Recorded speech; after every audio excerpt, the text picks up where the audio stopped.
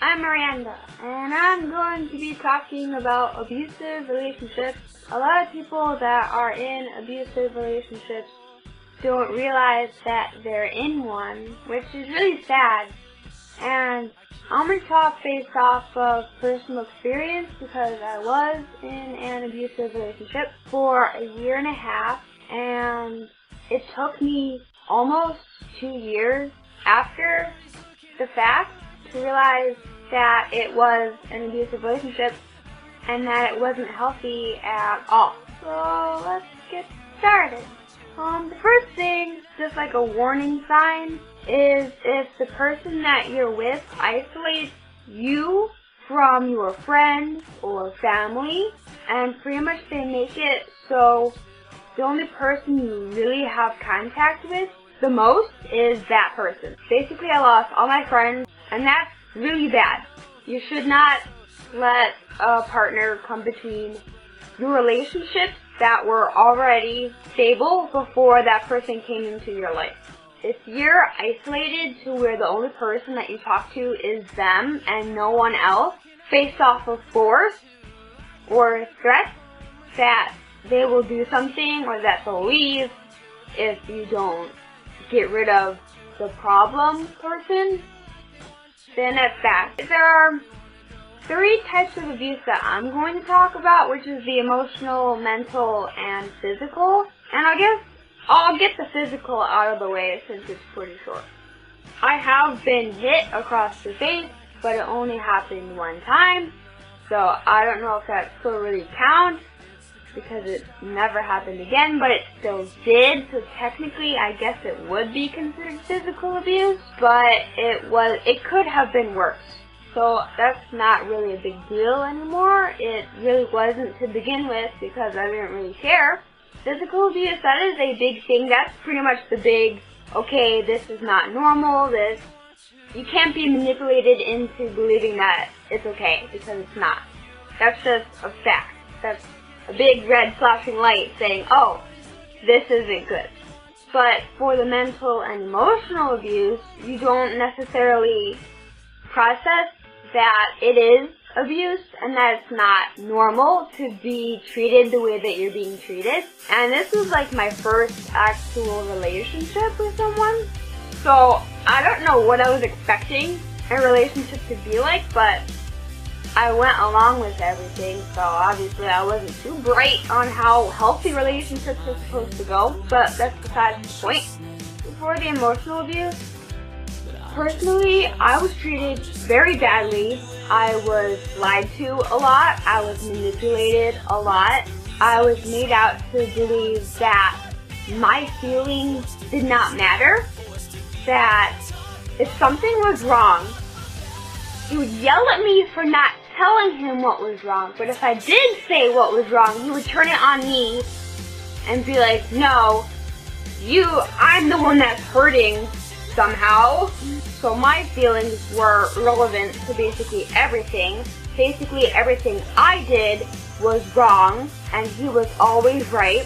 I was basically controlled. I was like a little puppet, just dancing around, doing everything that he wanted me to. And if I didn't, I'd get yelled at. So I just did it because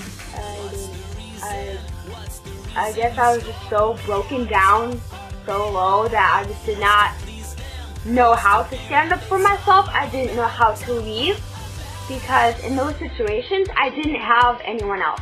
I could not even make friends that were girls. I could not make friends that were boys. I could not talk to other boys, or else that was cheating, apparently, which it's not. You're allowed to have friends that are the opposite sex, and I could not dress how I wanted to because I was basically asking for attention, and he didn't like that. So I was just like, okay, whatever. There was one time where I was in one of my classes and I was sitting next to someone, and then I laughed at what they said, and apparently somehow he saw, and he basically made me believe that I cheated on him for laughing at something that someone else said. But I was apologizing for laughing at a joke that a boy made in my class. How that makes sense, I don't know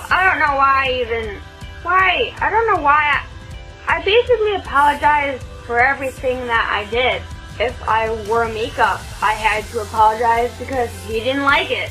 And honestly, I didn't even wear as much as I do now. Now I wear more than what I did before I met him. So I don't know if that's his fault for why I feel like crap about myself. I mean, a majority of the way I feel about myself has to do with how I was treated. He thought that me not wearing makeup in public would make me feel better about it, which it did not. It made me feel worse. And whenever we fight, it's always my fault. I was just always wrong. It was always my fault for why he was mad. And then if I show any sort of feeling, then I'm just stupid and I'm wrong. Fun fact, you should not call someone names in a relationship. That's not nice. I was called stupid, a cunt, a bitch, called pretty much every word that you could possibly think of. I was told that he would never want to have children with me because he didn't want them to turn out stupid like I was. Do not let someone else determine your self-worth. I had Tumblr when I was 15 and I had to delete it because he didn't like it, because he didn't want me talking to anyone. Woohoo! Basically was just an isolated little bubble of poison, basically, just being eaten alive. Another thing is the whole cheating thing. If you cheat on someone, don't lie about it. I text him twice, he does not answer. Now, if I were to not respond, he'd have a fit and basically treat me like shit if I would have done that. So I call him, and he gets mad at me for calling, saying that he's busy with his friend and some girl. The thing is, I wasn't allowed to have friends, but he could. Why I didn't protest or say anything about that, I don't know. But the girl, I knew about the girl, because he met her through a friend, and she was like suicidal and depressed and stuff, and he was like talking to her and making her feel better, and I was just like, okay, whatever. But before they hung out or whatever, there was one day where he was texting someone. We were over my house. He gets mad at me if I was talking to someone while with him, but he's over my house with me texting this girl. And so I asked him who he's talking to, and he says her name. I'm not going to name names because she'll get butthurt and bitch about it. So whatever. I asked who he's talking to, and then he says her name, and then I asked him if he was still helping her or whatever, because it's been a while. And he said no, he was not helping her. He was talking to her just because he wanted to. And, you know, that's kind of a ding, ding, ding, something bad's gonna happen. Well, he cheated on me with her. And then 2 months after, he told me that he cheated on me. I don't even know what my reaction was. I didn't even yell at him. I did not. I still tried to get him back, which, why? I don't know. And then months later, he goes, oh no, I was not cheating. I didn't cheat on you. I was just saying that to make you jealous. No, you were lying to make me feel like shit.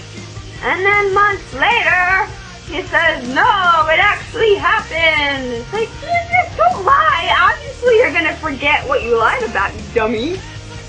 So yeah, he cheated on me, lied about cheating on me. No, he lied about lying about cheating on me, and then he screwed up his lie. So, I mean, I didn't doubt that he did in the first place. He was lying a bunch of times. That's the thing. He lied a lot about a lot of things. And like, he'd make up scenarios to purposely hurt me, and then he would say, now the way you're feeling, I feel 10 times worse than you do from that. Because of me. Even though I did nothing! It's emotionally damaging. Emotional abuse, that's what we're talking about. And mental abuse. It pretty much fucks up your mind and makes you believe all these things are going to happen with every other person that you're with. And that is exhausting to feel like shit every time that something slightly goes wrong. Every time that something would slightly be wrong, for no reason, he would threaten, I'm gonna leave, I'm gonna call you a bunch of names, I'm gonna do this, I'm gonna do that.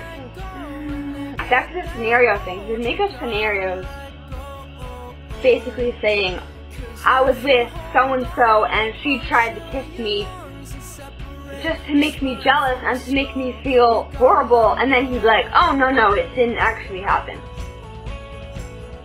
I was saying, oh man, I accidentally ran over your dog. Oh, wait, I was just kidding to see your reaction. I was just kidding. I don't know how I even became so bad that I thought he loved me. I mean, really, that's not love. That's not even close to love. Oh, and then he'd always tell me, how prettier other girls were. He'd tell me that I wasn't good enough, that I was just this awful person, and that basically everyone else is better than I am. Why he stayed with me? I mean, really, if I'm this horrible person, why did he stay? Because I gave him lots of sex. I don't know, he always said, let's have sex because it'll make our relationship, it'll fix it. Sex will fix our relationship. That is a lie! And I was pressured a lot into it, even though I gave consent, so it wasn't rape or anything. But I gave into things that I did not want to do, and it was a really bad experience, but I still went along with it to make him happy. That's really bad. If you don't want to do something, don't give into it. Because it keeps bothering you. Oh God, he's one of those people that you say no, he's like, come on, it'll be real quick. Come on, it won't hurt.